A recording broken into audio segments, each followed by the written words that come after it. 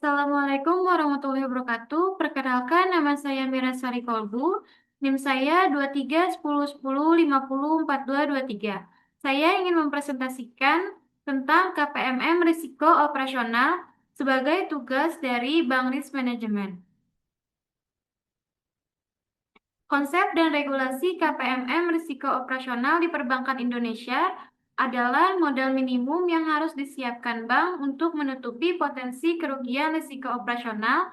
Perhitungannya menggunakan pendekatan standar dengan rumus ATMR sama dengan 12,5% dikali capital charge. Metode yang digunakan dalam perhitungan KPMM untuk risiko operasional. Yang pertama ada metode Basic Indicator Approach. Dalam perhitungan KPMM risiko operasional di perbankan Indonesia menggunakan rumus ATMR sama dengan 12,5 dikali 15% dikali rata-rata pendapatan. Yang kedua yaitu pendekatan standar menggunakan data kerugian risiko operasional selama 10 tahun terakhir sebagai faktor penggali. Rumusnya yaitu MMRO sama dengan kapitalisasi indikator bisnis dikali faktor penggali kerugian internal. Yang ketiga yaitu pendekatan pengukuran lanjutan.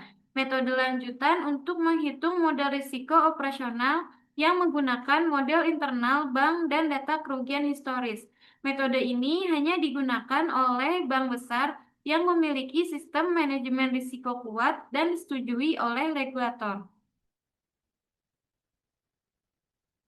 Tantangan yang dihadapi bank dalam mengimplementasikan KPMM risiko operasional. Yang pertama, pengukuran modal risiko operasional memerlukan data kerugian historis selama 10 tahun. Banyak bank kesulitan mengelola data ini, terutama untuk risiko larta dengan dampak besar sehingga memperlemah akurasi perhitungan dan pemenuhan aturan OJK. Yang kedua, biaya implementasi KPMM sangat tinggi, terutama untuk bank kecil dan menengah. Investasi dibutuhkan di sistem TI, audit, pelatihan SDM, dan pengembangan manajemen risiko yang menjadi tekanan finansial dan operasional. Yang ketiga, regulasi KPMM terus berubah mengikuti standar internasional dan dinamika pasar. Bank harus cepat beradaptasi untuk memenuhi aturan terbaru agar tidak terlambat dalam pelaporan.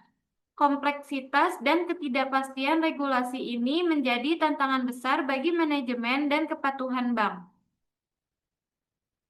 Yang keempat, budaya risiko yang kuat penting untuk efektivitas manajemen risiko. Banyak bank belum sepenuhnya menerapkannya, sehingga pengendalian dan pelaporan risiko kurang maksimal. Pengembangan budaya risiko harus jadi prioritas untuk hasil manajemen risiko yang optimal. Yang kelima, bank harus sediakan modal inti minimal 6% dari aset tertimbang risiko dengan modal inti utama minimal 4,5%. Besaran modal disesuaikan dengan profil risiko tiap bank dan bisa lebih tinggi sesuai penilaian regulator. Yang keenam, risiko teknologi kini termasuk serangan cyber dan kegagalan sistem TI. Bank harus tingkatkan keamanan TI dan respon cepat insiden. Namun, keterbatasan teknologi dan SDM sering menjadi kendala. Strategi yang efektif untuk memitigasi risiko operasional guna memenuhi ketentuan KPMM. Yang pertama, memperkuat pengendalian internal melalui SOP, pemisahan fungsi, dan audit berkala untuk mencegah kesalahan dan fraud. Yang kedua, menerapkan manajemen risiko terpadu dengan pemantauan dan pelaporan risiko secara rutin di seluruh unit kerja. Yang ketiga, memanfaatkan teknologi untuk deteksi dini dan penanganan cepat risiko operasional, termasuk ancaman cyber.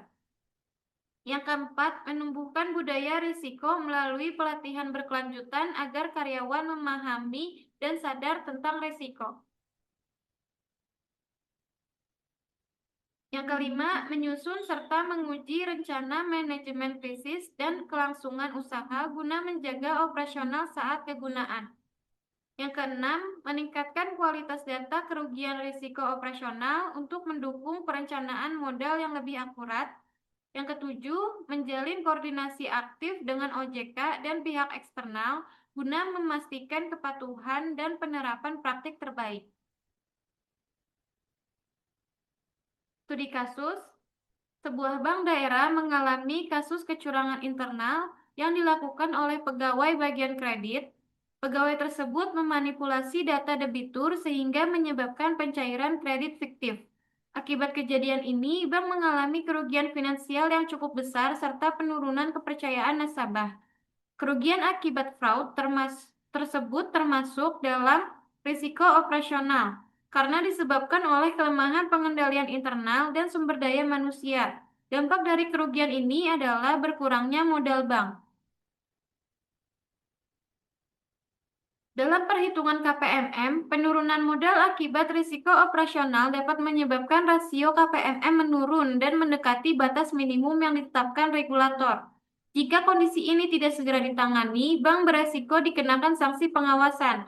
Untuk menjaga KPMM tetap sehat, bank perlu meningkatkan sistem pengawasan internal, memperkuat fungsi audit, serta menerapkan manajemen risiko operasional yang lebih ketat.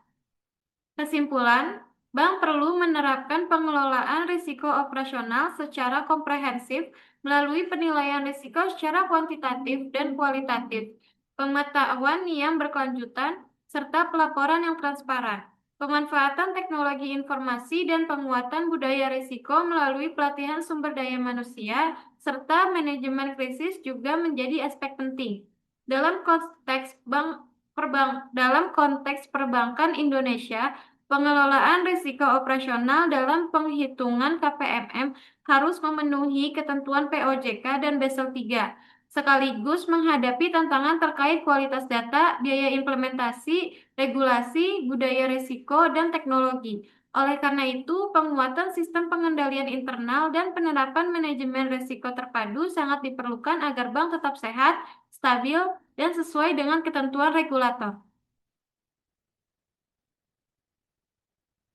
Sekian presentasi saya, kurang lebihnya mohon maaf. Wassalamualaikum warahmatullahi wabarakatuh.